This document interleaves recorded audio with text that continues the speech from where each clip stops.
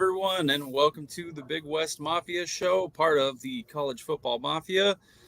Thank you to our subscribers and channel members for being here, and I see all the early people in chat. You can follow all of our shows and contributors, links at the bottom of the screen, but we do this show every Monday, 8 Eastern, 5 Pacific. I'm your host, Sergeant Pickles, and with me, as always, is the fantastic Becky Go Huskies. How are we doing, Becky? I'm doing good. Doing good. Yay for Monday. Said nobody. Said nobody. Yeah, if you work a weekend shift and Monday's your last day, you're here for it. But the rest of us, maybe not so much.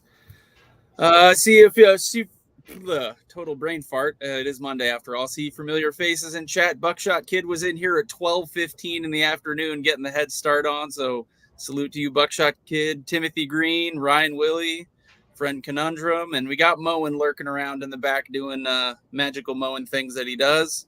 And our friend, the Husker, Scott Schrader, is also in here. So hello to our early chat. And I'm just going to dive right into it because it's on the top of my brain. How much of the draft did you manage to watch this weekend, Becky? Good chunk of it. Not as much as I would have liked, but good chunk.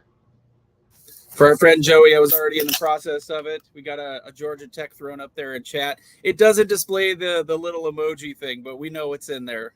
Cheers to you, Joey. So you didn't watch a ton of the draft. I mean, I'm assuming you know what happened with all the Huskies. Yeah, 10 Huskies got picked. Very good draft day. 5 in the first 62 picks, which is ridiculous. Yes, and all 3 Husky receivers going before Oregon's number 1 receiver, who we were told before the season is better than Rome Odunze. And he's a great player, but a lot of a lot of ducks eating crow on that one, as it were. Well, as Kyrie Jackson said, Franklin was the best receiver he covered while at Oregon. He was indeed. He wasn't covering Husky receivers. No, and I have nothing against him as a player personally. I think he has the skills to do well in the NFL. All these guys do. Like, let's be real. If you're drafted in the NFL, you were a very good player in college, but natural for fan bases to kind of use how high guys were drafted as a measuring stick. And just diving into the controversy of the weekend that kicked it off, what do you think of Penix going to Atlanta before Rome and at number 8? So we can just come out and say it. I don't know what Atlanta's doing. No. You sign a quarterback for 4 years and $180 million, and then you draft a quarterback when you have the 8th overall pick. Yeah, and more than that, you draft the oldest quarterback who, in theory, is the most game ready, the most experienced, the most polished. You didn't even draft one of the guys that's young and maybe could sit a year or two and really learn. Exactly. I was like, if you're going to draft the guy and have him sit, McCarthy probably would have been the better pick there. McCarthy and Nix were both right there. Yeah, and They didn't do that. I don't know what they were thinking. I mean, even Atlanta fans are like, okay, we don't need a quarterback. We need XYZ. And the comments were hard to read because obviously you and I love Penix, but my opinion, he's the most pro-ready. Not that he would succeed right away, but I think he's the most prepared to go start for a team. Like the Raiders and Minnesota were rumored to take him because they need quarterbacks right now who can step in and at least put a decent effort on the field. And instead, he ends up sitting behind the $100 million man. Yeah. And I know that they were scared by the Matt Ryan situation, screwed over Atlanta a few years ago, but it's just absolutely insane. Yeah. I mean, we knew Caleb Williams was going to go number 1. I don't think there was ever a doubt.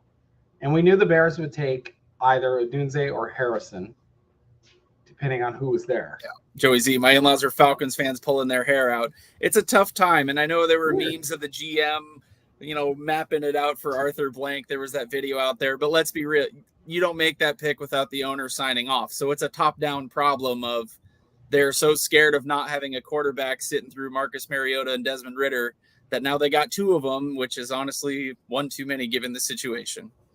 One too many is far too many. Yeah. I mean, they're Timothy going to have Green, over $200 million invested in quarterbacks. Yeah. It's a big chunk of change, and maybe they have their answer for the future and Penix gets to really light it up.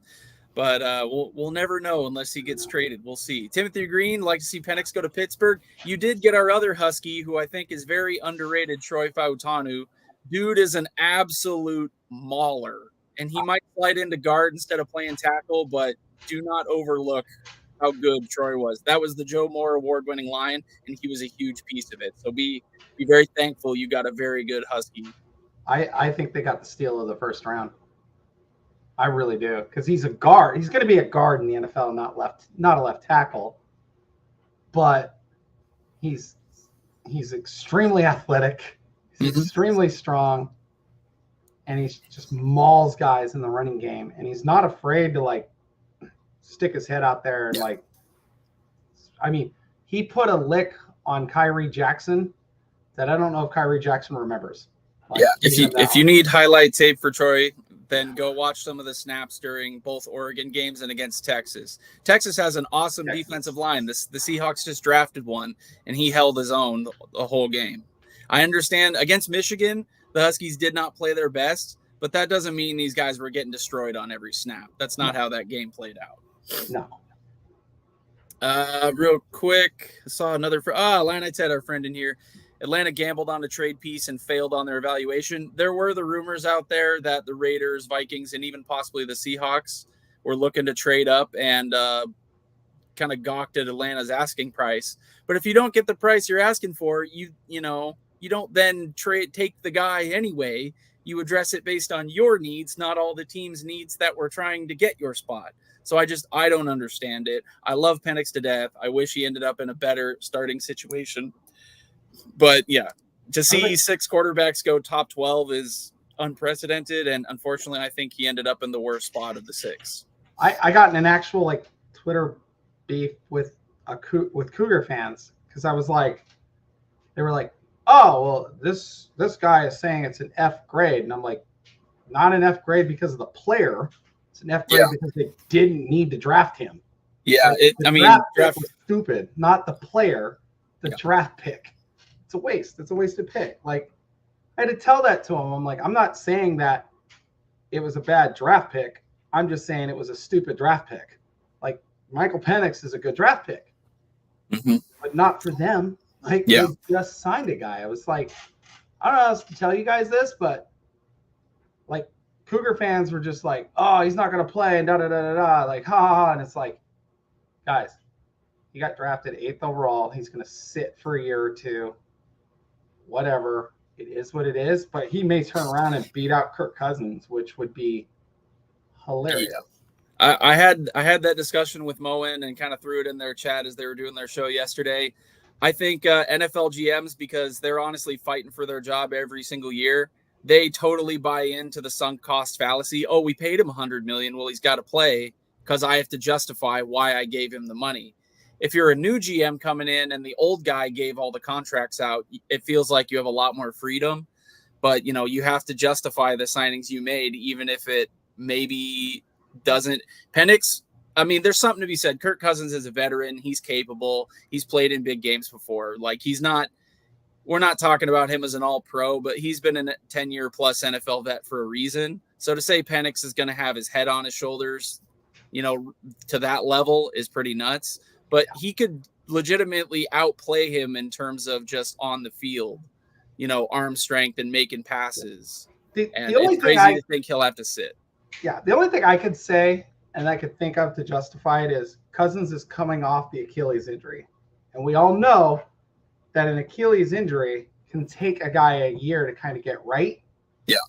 Like, I think Richard Sherman, a few other players in the past have said it just took a year to kind of like get your mojo back. But, I mean, it still doesn't justify taking a quarterback 8th overall after you spend that kind of money on a quarterback free agent. Yeah, I don't know about for you, but for me, it was like the draft kind of felt like, oh, we've had some moments of this. The Pac-12 is really gone. This is really the end, and it may live on in some other name and form, but the Pac-12 as we know it is gone, and that was the last true draft class. And I just want people to know, because we've been standing on this hill and dying on it for about a decade now, but it was not due to a lack of talent in the Pac-12 of why this conference failed, because they put talent into the NFL for years and years. And it's just, this to me is more sad, because this is like, hey, presidents and commissioner, this is what you pissed away. This is what you completely wasted.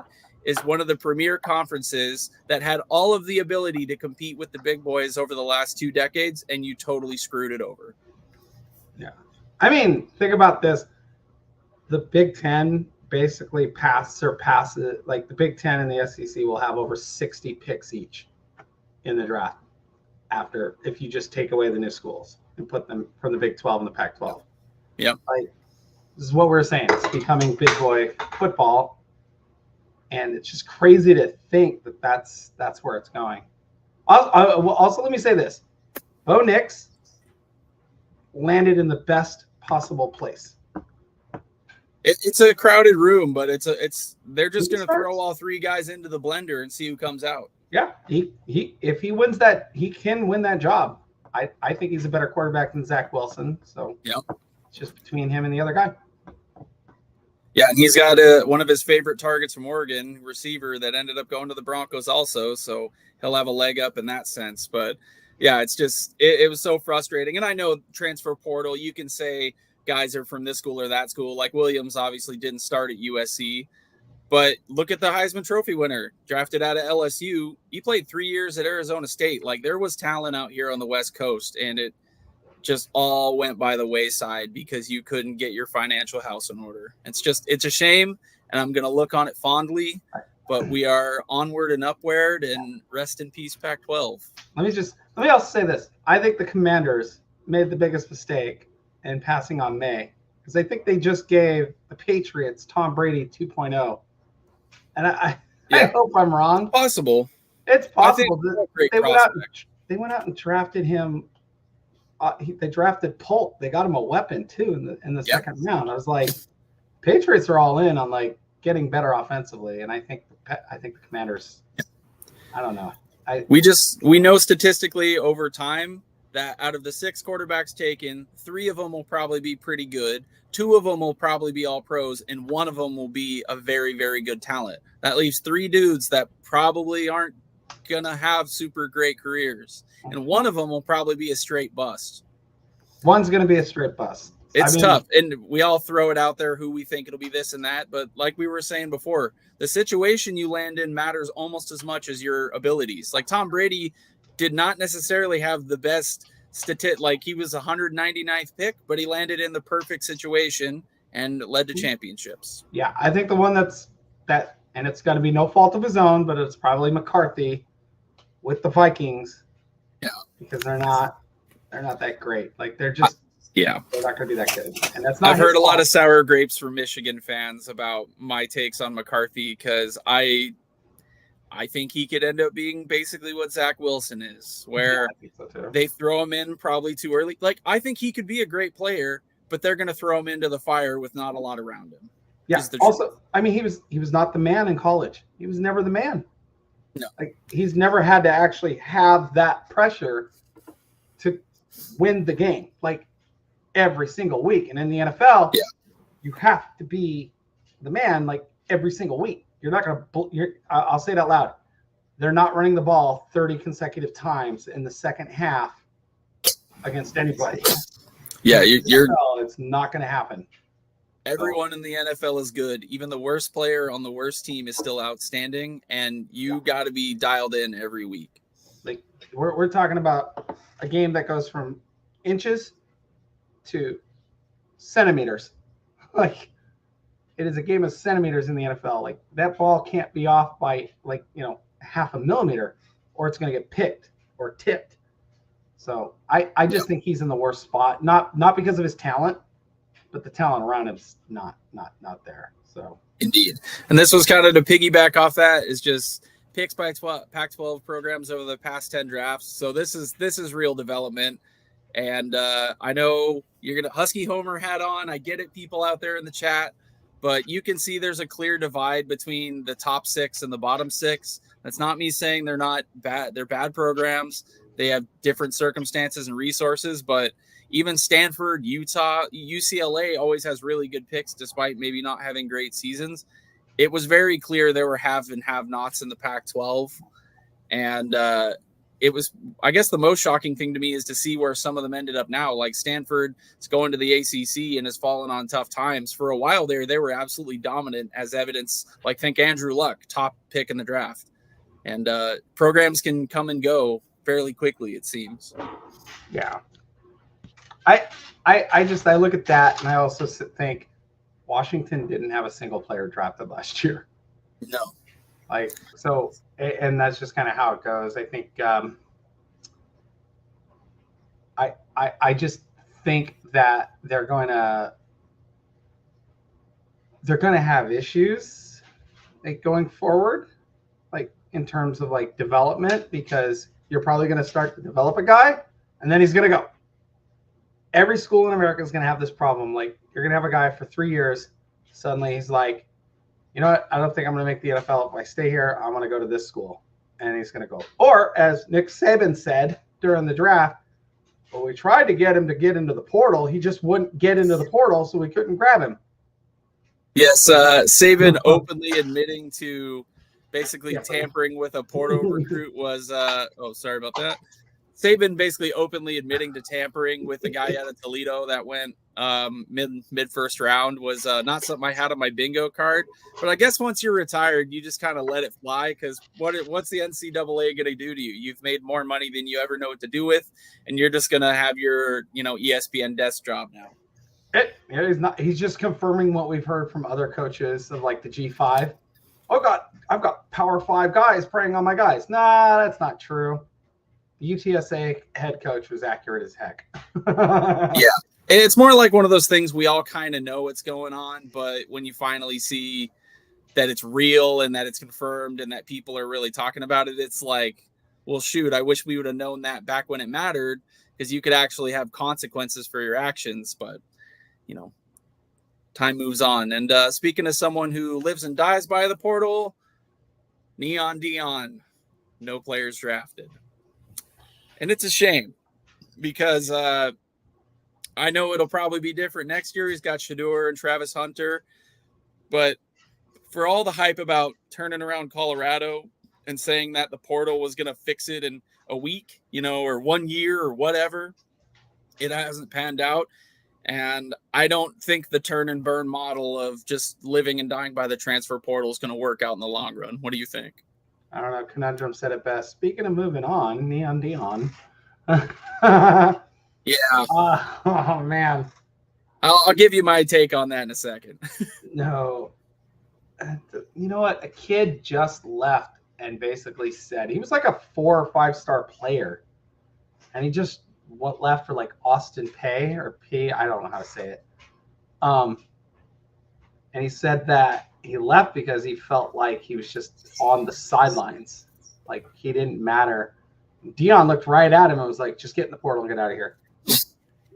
So I think, like, doesn't seem like there's a lot of mentoring and, young man confidence building going on in Boulder these days.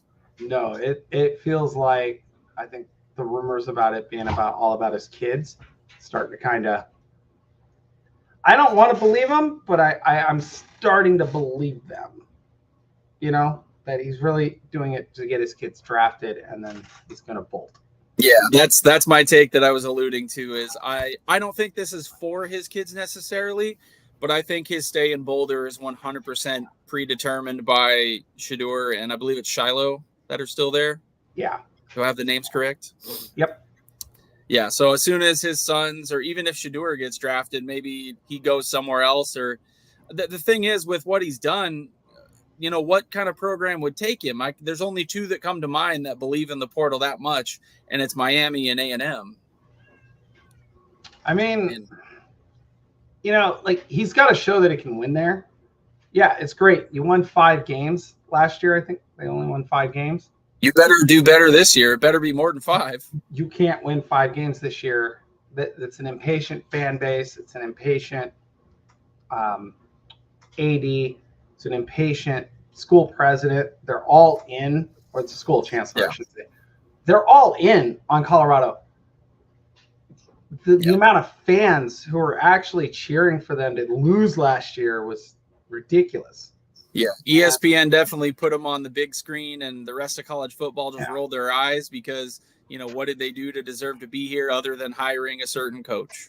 Yeah, and again, I think it just comes down to he's got to win the game. If they can win games, they'll be fine. But he's not winning.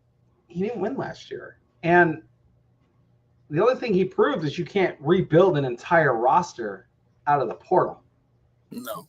But and I'll say this, if the O-line is better, and that's what he needed to focus on, was getting the right dudes in there who could, like, I felt really bad for his kid at quarterback because they didn't even play they didn't play Washington last year. No. Who had two DNs get drafted, linebacker get drafted. They didn't play. They didn't play the best team in the conference. They played Oregon, and Oregon ate them alive, like 42-6 or something like that. And I don't remember the exact score. Yeah, the only reason why they were even in the game against USC is because we all know USC can't play defense, which it's going to be a year or two before we can even judge USC's defense. So if he can keep his kid upright, let me say this out loud, if he can keep his kid upright and give him some time to throw, they probably have the best quarterback in the Big 12. Yeah. Probably. And there's some great quarterbacks in the Big 12. That's not us saying it's a scrub league. I'm not saying anything bad about the Big 12. Utah's got a great quarterback coming back, but he's like 100 years old. Kansas State's pretty darn good. And Kansas State's pretty darn good. But again, they have a great wide receiver who they can't – I don't think he can keep playing both ways. No. And they've got a decent running attack, which even though the O-line couldn't pass block last year, they still ran the ball well. So they've just got to be able to keep him protected in the pocket, and then they've got to be able to get they couldn't get after the quarterback to save their lives on defense. So they've got a bunch of stuff to improve on, but they'll get there. They just, well, they get there fast enough. And yeah.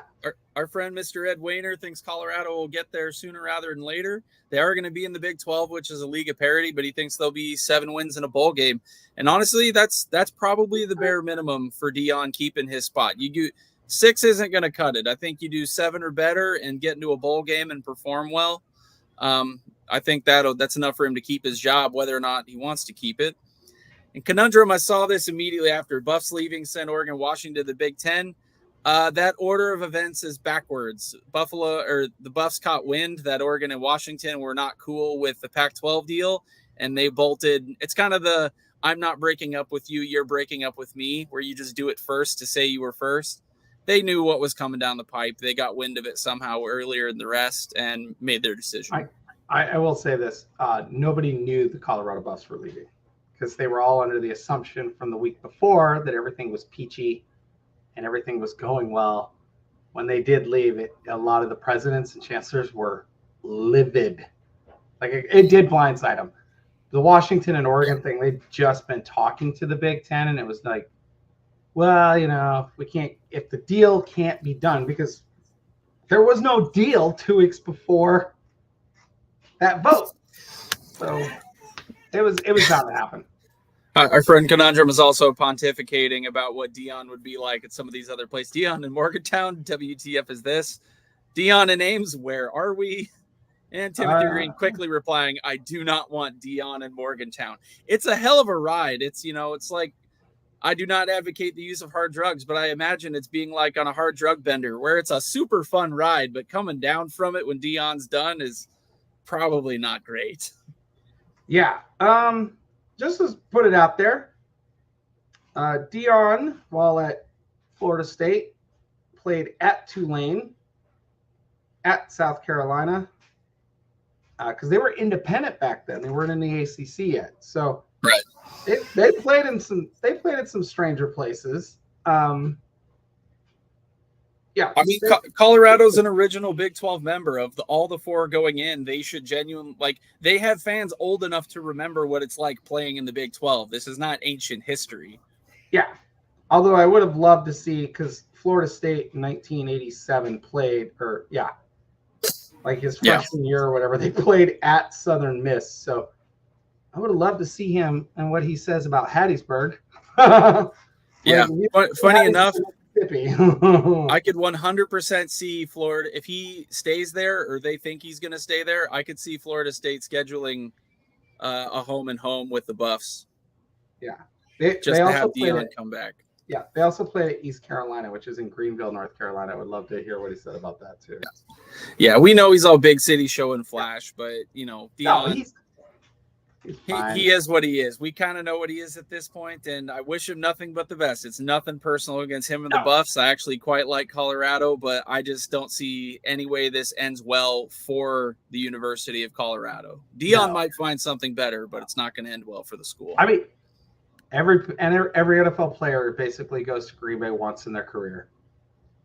And if you've never been to Green Bay, let me tell you, my sister-in-law is from Green Bay. Green Bay is tiny. There ain't nothing to do there. College football is built on small towns, and that's kind of what I like about it. And speaking of a college that's not in a small town whatsoever, we're just going to get through some quick news hits I found interesting this week. Our good friend from Iowa, from the vaunted Iowa offense, Brian Ferentz, found a new landing spot at Maryland. Good gravy. Good, ready for some blue crab and punting from everyone, because that's about all you're going to get out of Maryland this year. I do like how it says he's a former Patriots assistant, not the former Iowa. It does say Iowa OLOC and later OC. They kind of buried that in the third. He hasn't been with the Patriots in like a decade. That's what's so funny about it. Yeah. Guys take these jobs, it gets on their resume, and then they're allowed to plug it for the rest of the time. But what do you think? Maryland was kind of one of those up-and-coming, exciting teams. I mean, Taulia Tagovailoa is not allowed to play anymore despite wanting to. So I don't know what he's going to offer there. He's an analyst, so he's just going to do some data for them. He can't recruit. But as long as he can do punting data, that's all I'm worried about. You be our fourth down man. Well, he wasn't. I mean, we know he can evaluate tight ends. Indeed, he can. So maybe that's what he's going to do.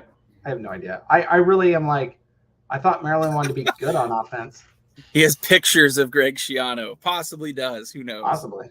Were they on a staff together somewhere? That could be the missing key there. Probably with the Patriots. Indeed. Real quick, we'll get through some comments and chats. I know I've been neglecting you over there. We're just kind of ripping through news. Had a lot of fun with the draft. And apologies, you can hear my daughter protesting my participation in this show. But I am here for you guys. And I want to say thank you to my lovely wife for looking after my family so I can be here talking BS and football with everyone. She's the real hero of this show. She is the real hero. Why did the Big Ten take the top four? That's why he's referring to that chart of the top four schools and draft picks out of the Pac-12. It is USC, UCLA, Oregon, and Washington, followed closely by Stanford and Utah, but they are the top four. That says a lot about what UCLA has wasted in the last decade, talent-wise. Yeah, think about that. You brought up this one. You're gonna have to fill me in. Did I miss something, or did I miss? I said college football is a game of feet, whereas NFL is a game it's a game of inches in college football, but it's a game of centimeters in the NFL. And if you're off by a half a millimeter, that's all it takes. I stand by that. I have seen stupid interceptions. Yeah. I have seen Brett Favre throw a football between two guys' hands that are just normally spread apart like this. Yeah. And squeeze it through. If that guy's hands are here, he catches it. So. Yeah, the NFL's international now. If you can see the bottom of this scarf, I went to see the Seahawks play in London, so we're doing metric system these days in the NFL. Yeah, I know my math ish. Yeah, friend Tony, does Minnesota have the best receiver in the NFL? I'm assuming you mean the Vikings, and I'm assuming you mean Justin Jefferson, and he is certainly up there. Good. I don't know who the best receiver is because it's so subjective. Receivers are only as good as the dude throwing to them, and that's the truth. And you got good old J.J. McCarthy, check down Charlie, but best of luck to him. He'll throw to the tight end a lot. He will indeed, and the Seahawks drafted one of those tight ends. Yeah, but he's a good blocking tight end. He really did do good on Braylon Trice in the national tag game. So Timothy Green, real quick. I appreciate your understanding for my family and my 2-3-month-old twins in the background. I just felt I needed a disclaimer because people are going to assume they're hearing weird things in their audio. Yeah. Getting on to, this will be fun. Our Big 12 fans out there, you will absolutely love this one. But the Farmageddon is going to the Emerald Isle. And they know something about farming there in Ireland, but I don't know how much they know about American football other than the Notre Dame games. And I just assumed those were basically because it was the Fighting Irish. Becky, what do we think about a premier rivalry game being sent to Ireland? Let me say this. The Big 12 wants to get their brand out there. I don't know if I would have put this game there because this is a big rivalry game. I don't know. Kansas State and Iowa State fans seem to be a little conflicted. I understand. Yeah, I could definitely see that. But I will say this. It's a great way to get, one, the two schools' brands elevated, and two, the conference elevated. But week 0 games are horrendously bad football sometimes. And, I mean, Iowa State doesn't exactly play great offense. They're not the antithesis of Iowa outside of the name state, but neither team in Iowa has played much offense in the last few years. Yeah. But I do think it's a great thing for not just the conferences and the teams, but college football in general. Scott Strader, I don't know if this is true or not. I'm going to take your word for it that they're doing it for $2.5 million. Oh, no, they're going to get paid. No, that wouldn't shock me. It's like an extra bowl game, essentially. It's just curious that they would offer up something, because I'm assuming whoever's promoting this went to the Big 12 and said, hey, we'd love to do a featured game in Ireland. What do you got for us? And the amount they're willing to pay is determined by the matchup. Well, the two schools had to have agreed. They had to have approached, who wants to move their game there? And it's one of these two are going to lose a home game during the season. So judging by all the posters and all the stuff you see, that it's Iowa State that's probably lost their home game, which is sad for Iowa State fans. But on the plus side, they do get to go to Ireland, which I've never been to. It's the one place I really want to get to in the UK. I highly recommend it to anyone who hasn't been. If you're a traveling person. Yeah. I've been to the UK. I've been to France. I've been all over Europe. I've never been to Ireland, and it's the one place I want to get to. So I would say go. I guess he said our good friend John Kurtz, who also has a very good YouTube channel cover in the Big 12 in Kansas State. He was talking about on 365 that they were going to get $2.5 million apiece. It makes sense. It makes sense why the schools would agree to it. Again, they're losing. Someone's losing a home game. What is it? We've heard in the past, home games can bring in $1 million easy. Depending on the school, yeah. Depending on the school, $1 million. So Iowa State and Kansas both have 50,000 seat stadiums. They're pulling in good money on those games. Yeah, let's say it's 50,000 seats. Let's say the average ticket. Now, nobody kill me on this, but the average ticket is $25. Multiply that by 50,000. That's the money they're losing out on. I would want $2.5 million to do it too. So they obviously entice them to do it. Obviously. Yeah, and it's good publicity and good PR. I saw our friend Wild Ute was doing battle in the comments because this is one of the premier rivalries, and he's like, the Holy War is going to be the new one, and this and that. They're all going to be great games, but I could definitely see a situation, because Farmageddon was one of the rivalries that was not protected by the new Big 12 scheduling agreement.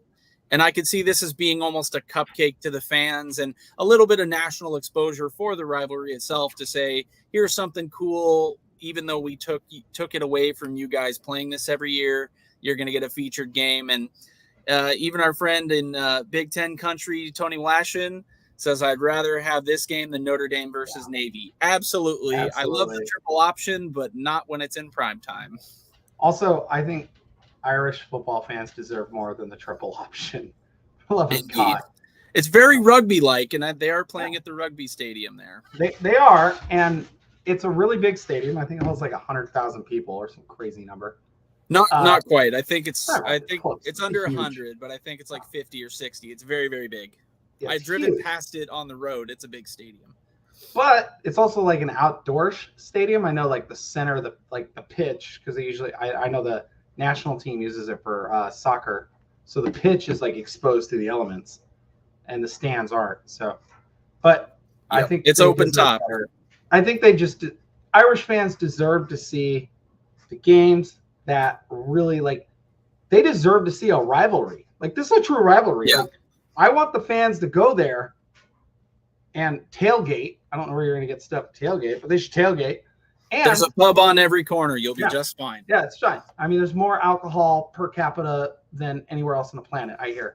But they should go there, tailgate, bring the atmosphere of what those games are like in the two stadiums, and show them, oh, no, this is what a college football rivalry is. By the way, a lot of Europeans are just figuring out that college football is like legit on another level in terms of passion than the NFL. So yeah, NFL is actually surprisingly popular over there. Like I said, I've been to both Seahawks games in Europe, played in Germany and in England, and there were so many European fans you would never would have imagined. I thought it was going to be all Americans, but I do think they're kind of catching up on college. Some of them were college fans. Like I was wearing a Husky hat when I was over there, and a guy in the UK said something, but he had lived in the States for a while, kind of thing. But I think it's smart. And Brett Yormark has talked about being creative, specifically with basketball in Mexico. But this is a way for him to say, you know what, there's a gap between us and the other two. It's inevitable, but smart decisions like this, little things at the margins, are how we make up that difference as much as possible. And I think he has absolutely shown his mettle as a commissioner. And it'll be nationally televised because where it is. Like you said, we don't know. There could be huge fans of either school there. Like at Germany, for instance, when the Seahawks were playing there, I learned Germany has the largest Seahawk fan population in Europe. Yes. Of which they do. Munich, which is weird. I was like, Munich? Okay, we'll take it. But it was very fun. I don't remember half of the day after the game. Well, it's because you had too much Georgia Tech going on. Some German 6 a.m. here. It was 6 a.m. here, and I had way too much Georgia Tech. So, yeah, over the course of the day, I drank 13 liters of beer. It's a little more than 3 gallons, I think. Someone's going to have to check me on that math. But it's really cheap, and they heavily encourage you to have more. So it was a lot of fun, and perhaps my doctor and my sanity wouldn't recommend I do it again. But for all my Kansas State, Iowa State fans, go travel if you can afford it. I understand it's not the cheapest thing in the world, but if you can, just go, behave yourselves, but bring the rivalry, bring the atmosphere, show everybody what the passion of college ball is about. Don't get into fights. And a pro tip for me, Guinness is lower alcohol content than Bud Light, so you can have a lot of them. That's my pro tip from Sergeant Pickles. Yeah. Also, if it's not on tap, if Guinness isn't on tap, don't drink it from that bar. It will be on tap everywhere that's legitimate in Ireland. Yep. Another quick tidbit that's somewhat on the same idea of scheduling that pertains to us out here. Our good friend, the Cougs, perhaps doing the Oregon State thing. Future conference game, perhaps? Are they scheduling it early like Oregon did? Or Oregon State, rather? They are scheduling the Virginia Cavaliers, although it's quite spread out. But the close one is in 2025 and then 2031. What do you think about this? Do you think they're just kind of hedging their bets or just trying to find any power out of conference game they can? They're just trying to make sure they schedule at least one power conference game. Aside from Washington, I think 2025 they actually had a team drop off the schedule, so they had to kind of figure out something real quick. But with realignment, I know that a lot of non-conference games were messed up, and it's why I believe Oregon State's playing Texas Tech soon, something like that. Yeah, Oregon State had to work with Oregon and one other school to make that happen with Texas Tech, specifically so they could schedule the Civil War. But yeah, Oregon State kind of made it work, and now Oregon doesn't play Texas Tech until 2031 or something like that too. So It's like a 10-year gap in between games. It's just crazy. I'm going to give you $100 to bet, and you can bet as much of it as you want. How much of your $100 are you betting that by 2031 this will be a conference game? None, because I think Virginia is going to be in one of the big two. Really? So it's not because of Washington State, but it's more so because of Virginia. Interesting. Virginia. Like, okay. Virginia is going to be in one of the big conferences. Why? I don't know, but they will be. State flagship in a big state with a lot of people next to the seat of government power is the reason. Yeah, usually. And they're good at basketball, which is worth something. Are they? They won a championship very recently. Yeah, they did lose to a 16 seed. Yeah. One is more notorious than the other for sure, but winning the championship certainly brings in the money and all them sweet, sweet NCAA tournament units, as they say. How much of your $100, if I gave you some, would you bet that Washington State is just in the ACC along with Oregon State? 60. 60. So more than half. Okay. Yeah. Interesting. So you actually think they are the logical backfill. You're on the same track that Moen is, that Washington State and Oregon State are next in line for the ACC of sorts. Can't say much, hearing things. Yes. If you don't know, Becky is our insider. She's connected to Husky people and Kook people that make big time decisions. I'm just a scrub that reads the internet. So I lean on Becky for those kinds of things. Yeah. It was like, I know they talked to the Big 12 again. One random conversation, both schools, but they got told not at this time. From what I'm hearing, the Big 12 wants to wait to see what happens with Florida State, Clemson, which is fair. But yeah, I'm not really hearing that the ACC is going to go. It's more like, no, we want to stick around and we're going to backfill. So. I've said for a long time that it seems like Rice and Tulane would be the logical choices if they're leaning the academic route, which Stanford is. I bet you Stanford will stump for Rice at least, especially as a pair for SMU. I bet you they will.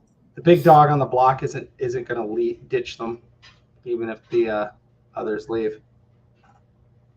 Which big dog on the block would that be? They're not even in the conference, but they just play them. Oh. They're the ones that got a little bit more say. No, Stanford. The thing with Stanford, like everybody's like, oh, Rice and Tulane. Like Tulane probably could do it, but the stadium's tiny, the footprint's tiny. They don't really. They're not carrying Louisiana's market. They don't bring much value. At this point, it's ESPN, so you have to think ESPN wants the state. Pick a state with a decent school that doesn't have an SEC school or a current SEC school, and you kind of figure out where they're probably going to look. That's almost impossible. I mean, given the footprint and where they're at. Yeah, so that's why I was like, Washington State and Oregon State fill that. Well, you could make the same argument that Oregon and Washington are, that they're not lower ads. Yeah, they're going to be they're bigger ads than like any of the G5. But let me say this, the conversations have only been very like meh, and Schultz is out the door. So, and they have no AD yet. So at this point, from what someone's told me, it's all just been like, it's mostly been back channels through Stanford and Cal. They're the ones that are going to play a big role here. So as much as people go, oh, the trader is 10, you need the other 6 schools because they're not going to get into the Big 10. You need the other 6 schools on your side if you want to get into the conference. So they're playing nice. Also, big deal. If the conference dissolves before a certain date in 2025, or I should say 2026, because they have to be a conference by that date. That would be the Pac-12 you're talking about, correct? Yeah. Okay. So if that conference dissolves before 2025, all of that money gets dissolved, gets distributed amongst 12 members. And at this point, if Washington State, Oregon State can't get the conference kind of filled and get that ball rolling and get, make sure everything's decent, they're going to have to figure out where they're going to go. So that's why, again, these 6 schools really want to get them in to a conference. Yeah. So, little motivation. Mr. Wayner, kind of on your track with Rice, other than baseball, doesn't bring anything. They're Wake Forest from enrollment. They do have very small enrollment, even compared to like University of Houston. I was saying more so like for their small enrollment, they have all those kinds of high intellectual property patents. They share research with Stanford and Duke and those kinds of schools. They are already somewhat interconnected is why, and they're a natural pair for SMU. It's not that they're the best option out there. I just think they're a logical option. I mean, if it's an academic only thing, sure. But I mean, their stadium's huge and they draw like 50 people. So yeah, who knows? The SMU theory is that the clout of being in a big-time conference will draw more fans. So who knows? Maybe it pans out in the city of Houston, who has 2 college teams, neither of which is very well supported.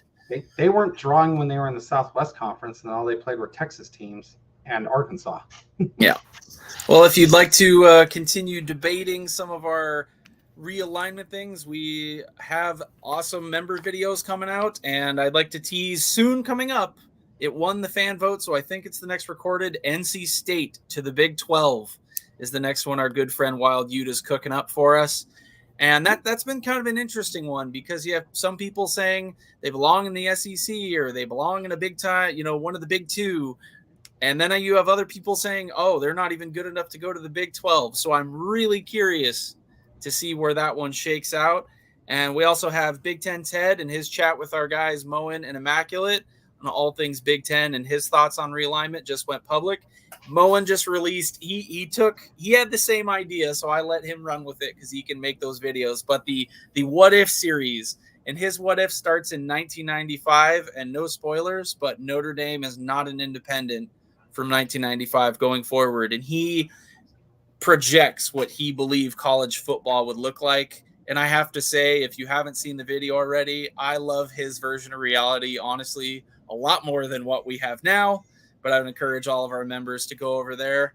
And if you'd like to become a member of the channel, here is how you can do so. Want to become a member of the College Football Mafia family? Simply select the Join button from our homepage. There are several options with their own unique benefits to choose from. You can also set yourself to auto-accept gifted membership by selecting the gift settings options as shown. Alrighty, so go ahead and head over there. We have more members content coming out all the time. I'm hoping to dial up something myself to contribute. But that's what we're trying to do. We appreciate you guys supporting the channel. Just like, subscribe, share it with anyone, everything you guys do to help us. But we're trying to absolutely give you some value for your money as you support the channel. Our friend Timothy Green, I think, dialing off what we were saying beforehand, that they believe they need to stay in the ACC. Yeah.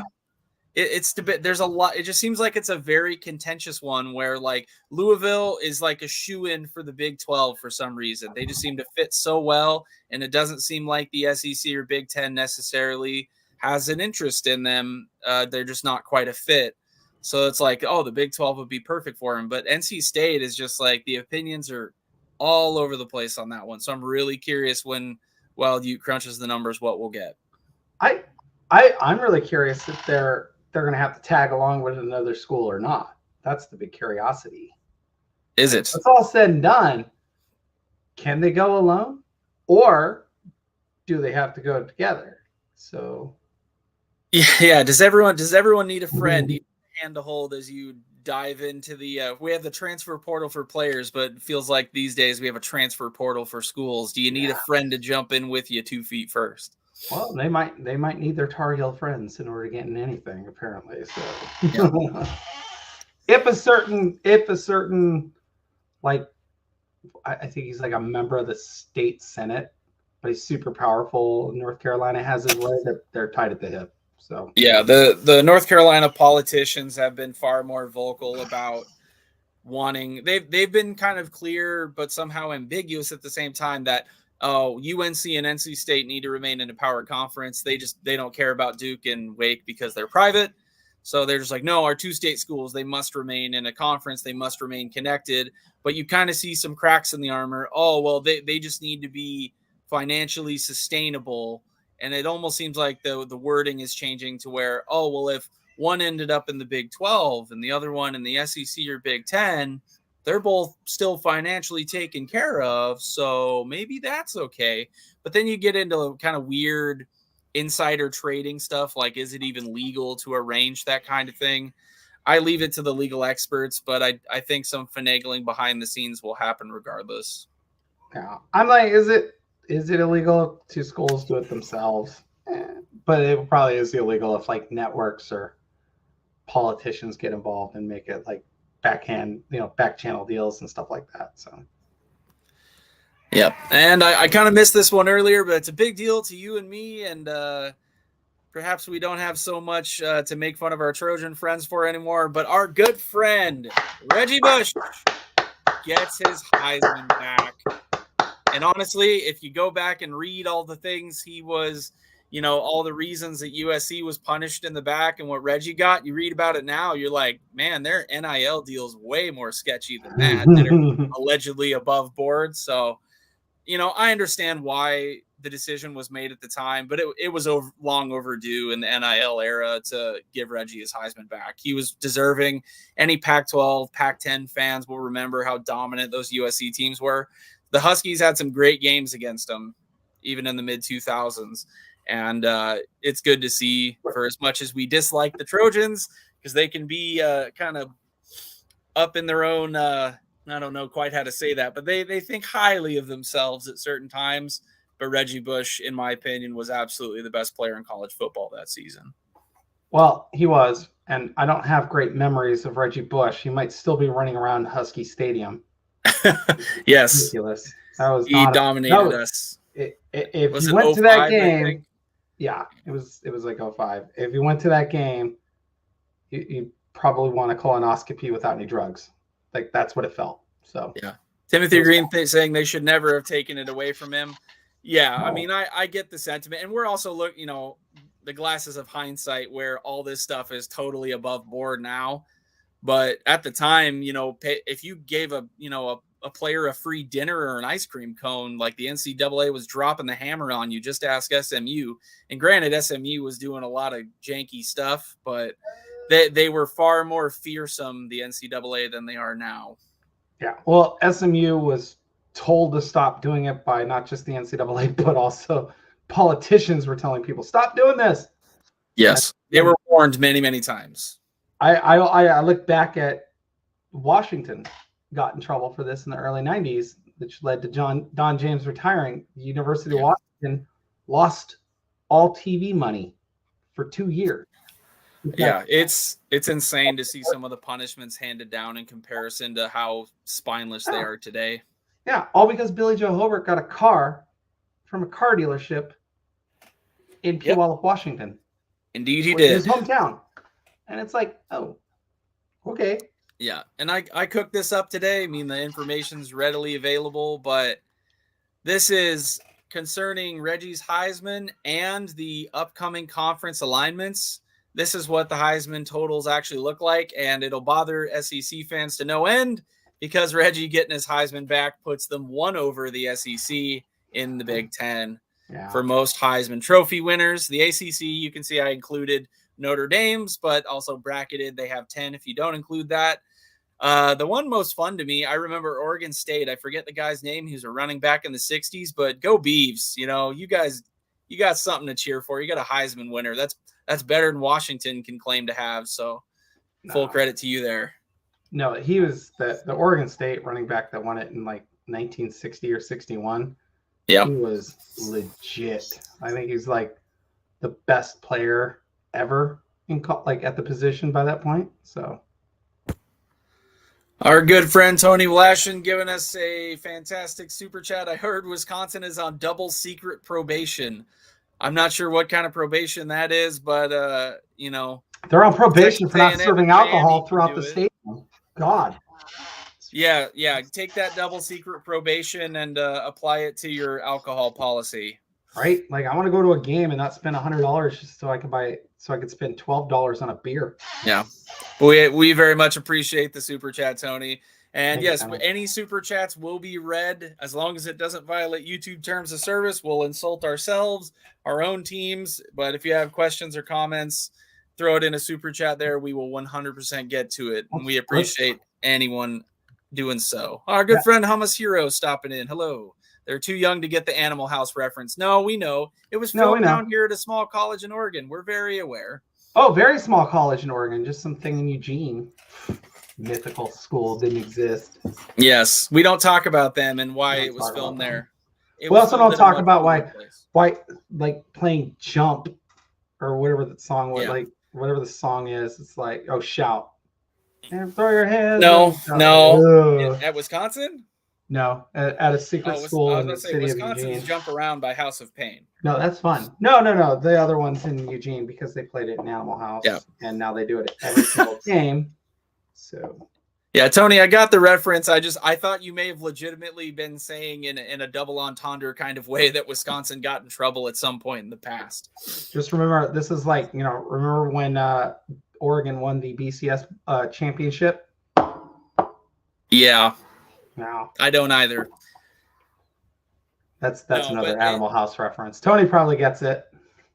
Yeah, it's been a while. That's maybe that'll be our homework for the week. Everyone, go back and rewatch Animal House because it's certainly a classic. But yeah, just with the news of Reggie getting his Heisman back, this isn't me trying to gloat. I was just genuinely curious with him getting it back and all the conference realignment, what it really looks like.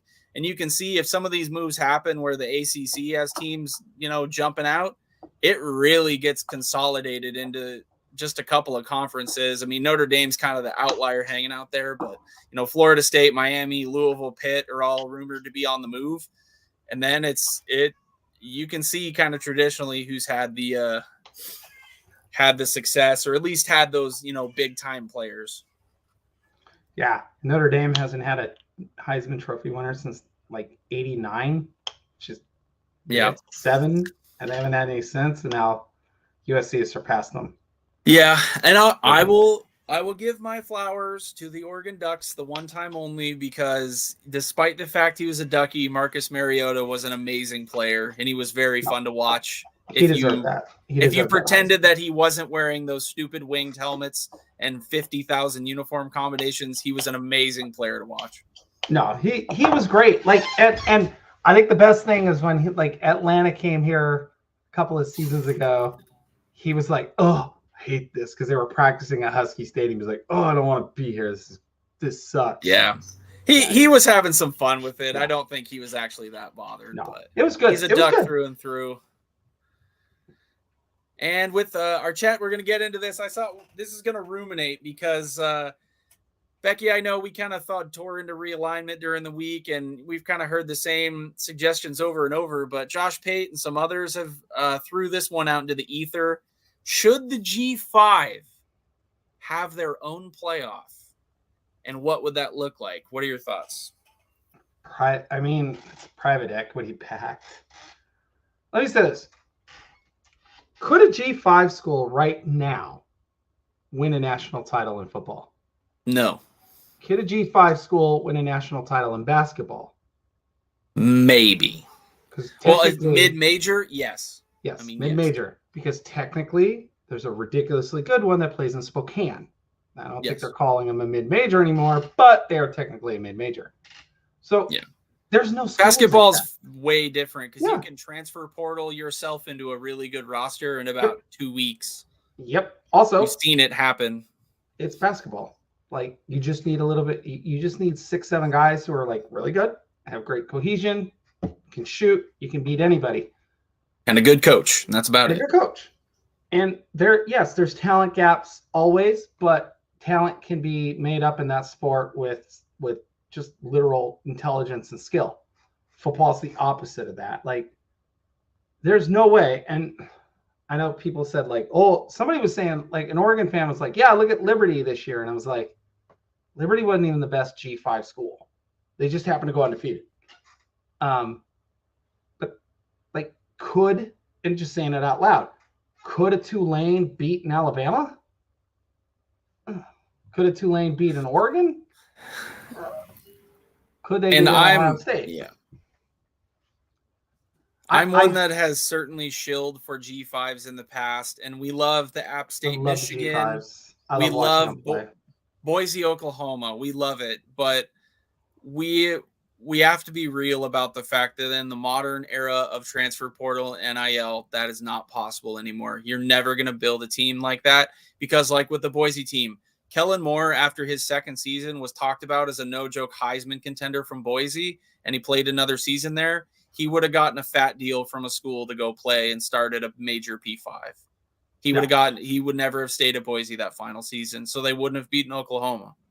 No. And I mean, you have like things like Hamasira puts in there. Tulane. Yep. Tulane could beat USC. Tulane could beat USC.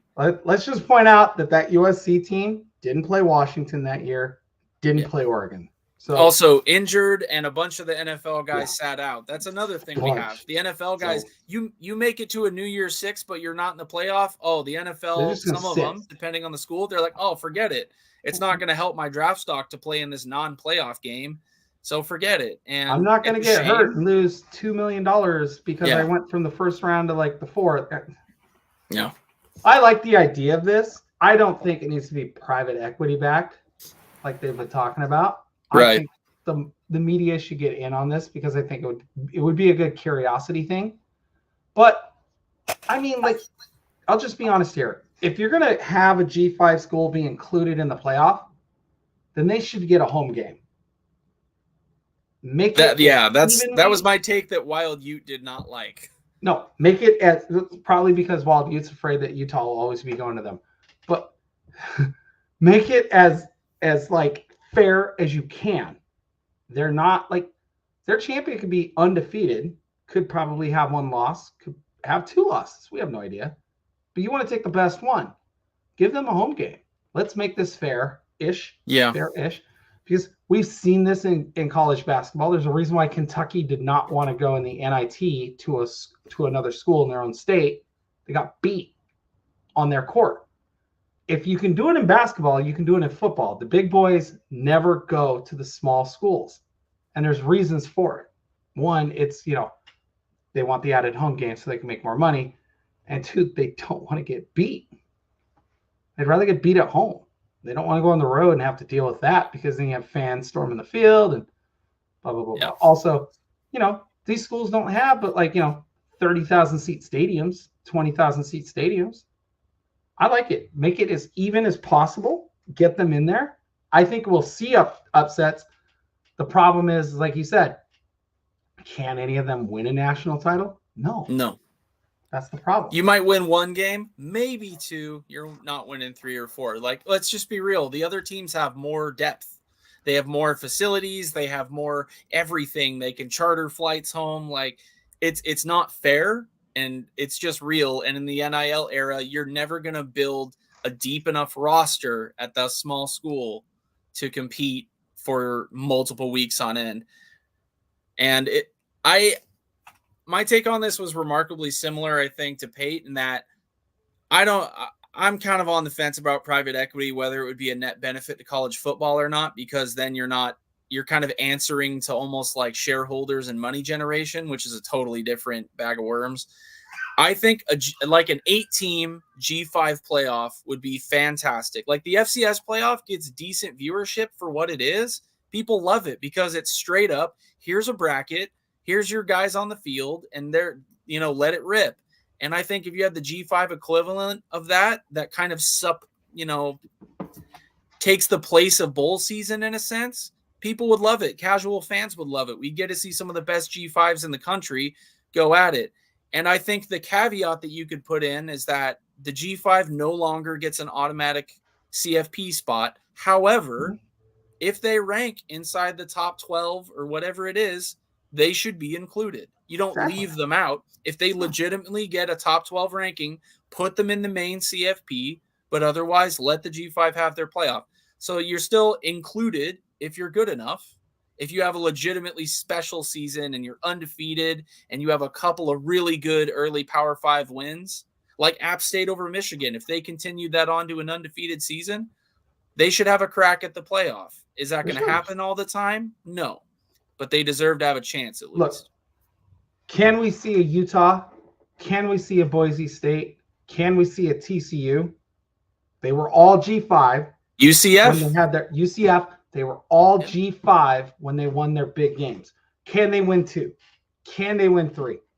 Who knows? That's it doesn't matter on the what ifs back in the day. But a school like that will always exist at some point. They come and go. Every so many years, you get a good school from the G5 who could beat them in one game. That's all it takes. They just need a shot.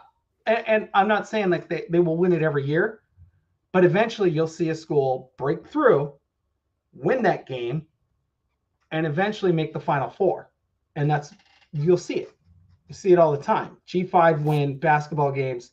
UNLV's won national titles in basketball, for God's sakes. It can happen. And it will happen. They just gotta get the shot. And this, I don't like it because it might as well just be the FCS playoffs. Maybe we should have the G5 play the FCS and join their playoff. So do you think the automatic CFP spot is a good thing or no? Because I could actually understand the case for getting rid of it as long as you have the caveat that if they're top 12 and they rank top 12, you put them in. No, it's 100% a good thing. Having them in there, if they win a game, creates parity. It also shows, hey, look, you can go to these schools and win there too. It just takes a little bit of time. Like, just be honest here. Oregon is the best example of this. Oregon was a complete and utter crap box for like 80 years. Then in the mid to late 90s, they started turning the wheel. They were still a crap box, but within a decade, oh no, they're not. Like they're a consistent winner. They can win a national title one day. It just takes time. You have to someone's got to go down there into one of these schools, recruit heavily, because like we just saw, a kid went to Austin Peay. He was a 4-star player, went to Austin Peay. UW lost a 5-star quarterback who's now transferring himself from Sacramento State, or Cal Poly, I mean. So Cal Poly got a 5-star quarterback, and now he's gone.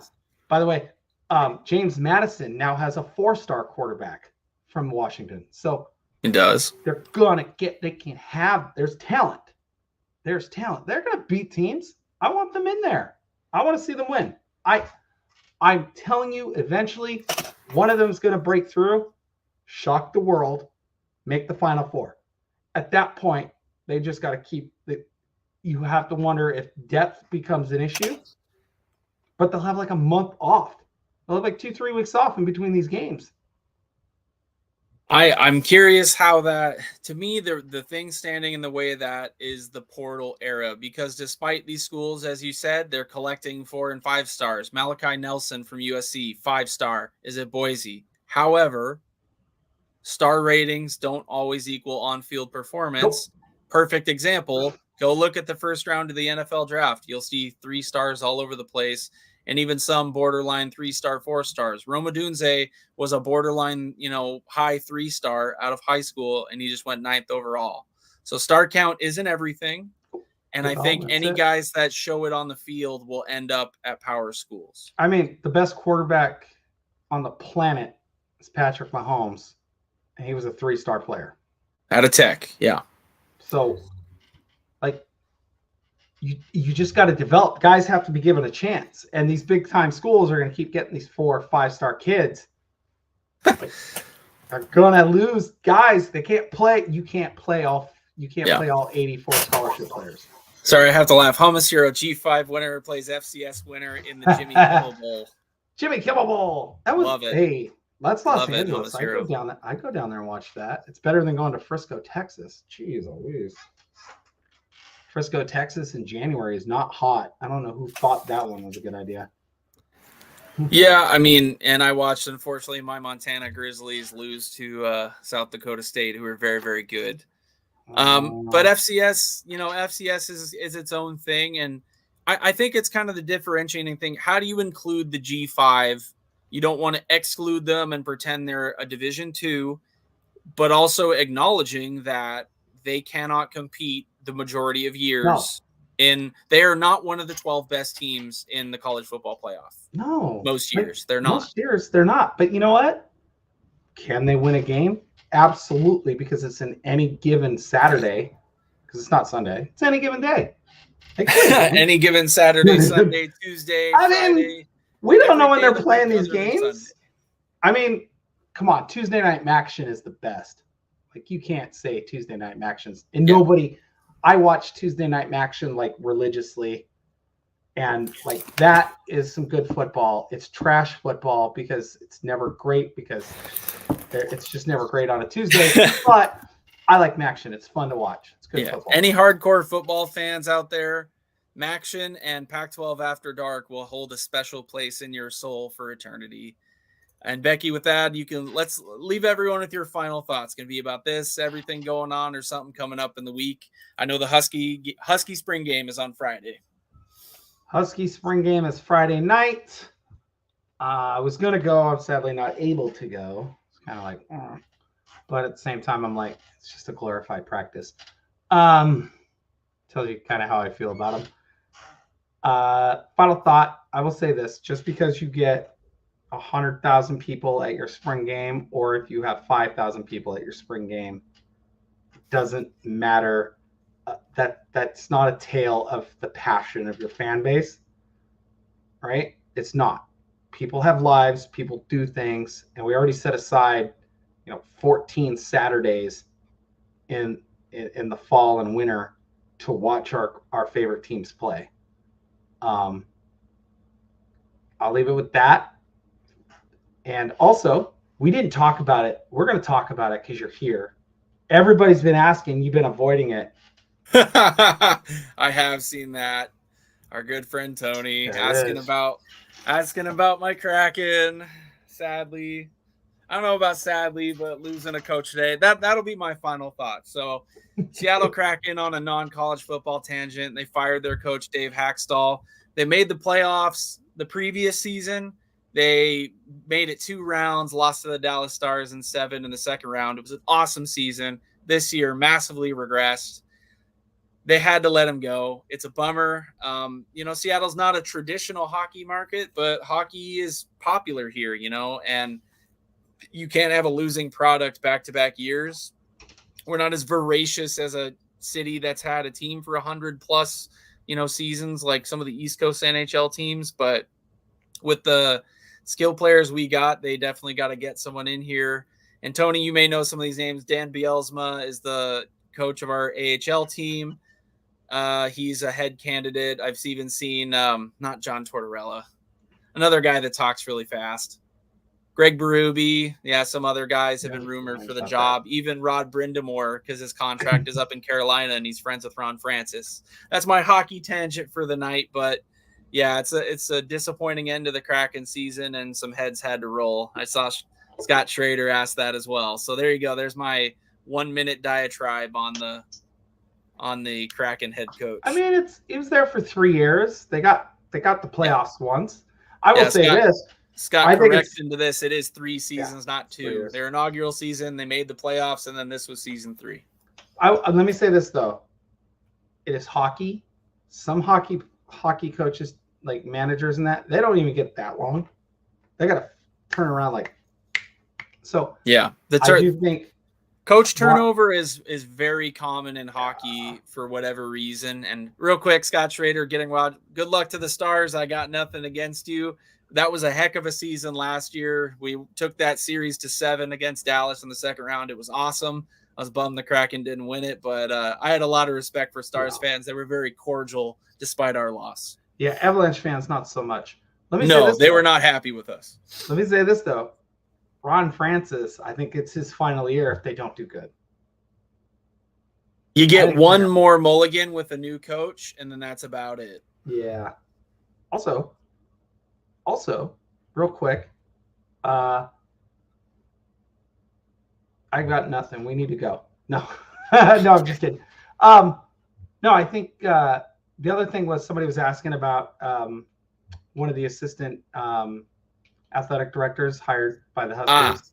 I saw that as well from Scott Schrader. I guess it's someone. I guess that's at Nebraska now. I don't know the name. I don't think they were here before Dannon, but I could be wrong. No, he was hired in January this year. He Okay. left with Dannon. So Yeah, so he's a Dannon guy. He's at Nebraska now, Scott. I think That's I think he was at I've Indiana fun. or something like that before. So he was somewhere in the Midwest before this. Our random thought to close us out. West oysters from the West Coast are phenomenal. Believe it or not, they sell them on the East Coast in Walmart, and I bought them and ate them all. You got to get them fresh. I'm sure they're good, but I promise you got to get them fresh. Come out, pay us a visit here on the West Coast. People don't know this. The best sushi in America is in St. Louis. I have never heard that. I don't believe you, but I will have to try. People who've been to St. Louis will tell you the seafood in St. Louis, maybe some of the best in the country, but their sushi is lights out good. I'm not kidding. I wouldn't steer you wrong on that. And with that, I don't like sushi. That'll be our final thought of the evening. Go ahead and get you some St. Louis sushi, everybody, and listen to Nelly. You'll feel right at home in St. Louis. Yeah. So from both of us here at the Big West Mafia, part of the College Football Mafia show, I am Sergeant Pickles. This is Becky. Please join us again next Monday, 8 Eastern, 5 Pacific. We'll have Husky spring game recap. Who knows what happens in the Florida State lawsuit that lasts 10 years. And I'm sure a lot of other fun stuff that'll happen in the college football world. 10 years. But have a good week, everybody, and we will see you later.